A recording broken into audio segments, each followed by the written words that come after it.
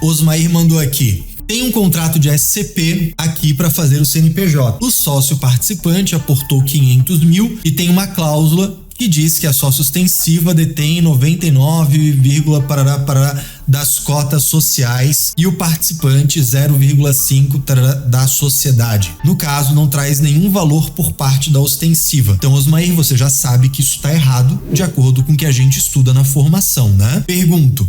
O valor do patrimônio especial para a Constituição é de 500 mil, tendo 497 do sócio ostensivo? Vamos lá.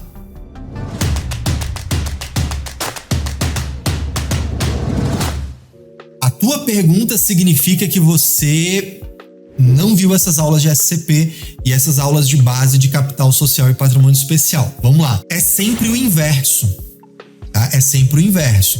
Você vai olhar o que cada um está aportando. A partir disso, você forma o patrimônio especial numa SCP ou capital social numa limitada, por exemplo. E a partir do que cada um está contribuindo para a formação desse patrimônio, você define os percentuais.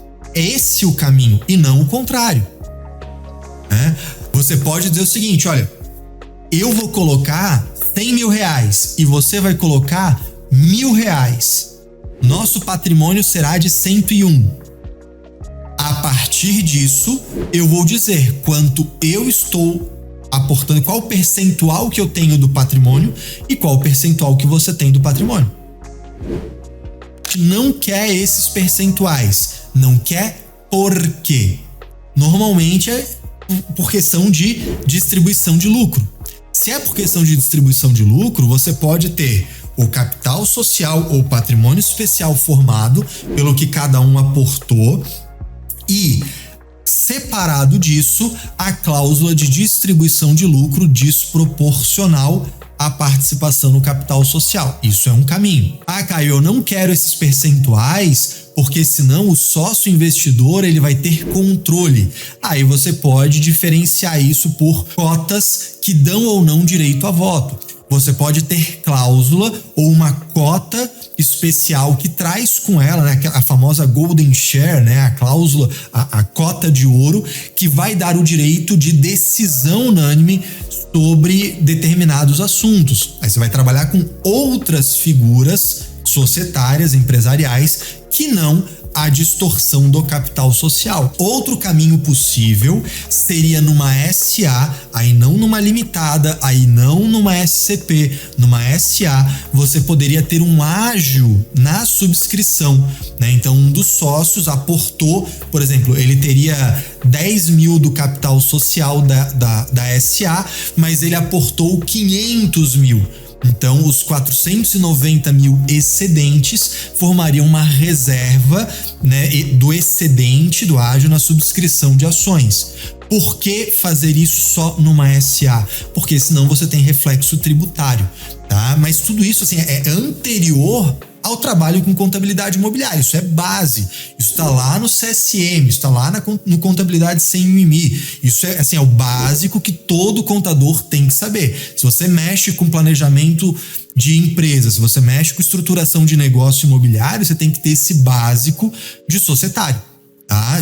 Eu digo básico não é porque é simples, eu digo básico porque é base mesmo, é fundamento da coisa. Beleza? Então, nesse caso aí, você tem que ver o seguinte: você quer que o sócio ostensivo tenha 99, não sei quanto por cento do patrimônio, então ele tem que aportar 99,% do patrimônio. Ponto. Ele não vai aportar. Então, alguma coisa ele vai ter que aportar, e aí se você quer que isso seja o percentual do patrimônio, o excedente que o investidor está aportando não pode ser patrimônio especial, vai ter que ser outra coisa. E aí numa SCP você fica travado por conta disso. Eu acredito que tendo uma golden share, ou seja, tendo uma cláusula que dê a esse ostensivo domínio administrativo, domínio de gestão e tendo cláusula de distribuição desproporcional, isso já resolve o teu problema, tá? Muito provavelmente, tá? Mas esse tipo assim, essa dúvida do Osmair aparece em vários outros alunos e é por isso que eu falo para vocês assim, assim como você estuda na formação em contabilidade imobiliária os tópicos específicos sobre atividade imobiliária, você precisa ter essa base geral né? Estudar ali as aulas do CSM, principalmente do societário, para ter essa visão. E aí a gente articula as duas coisas, beleza?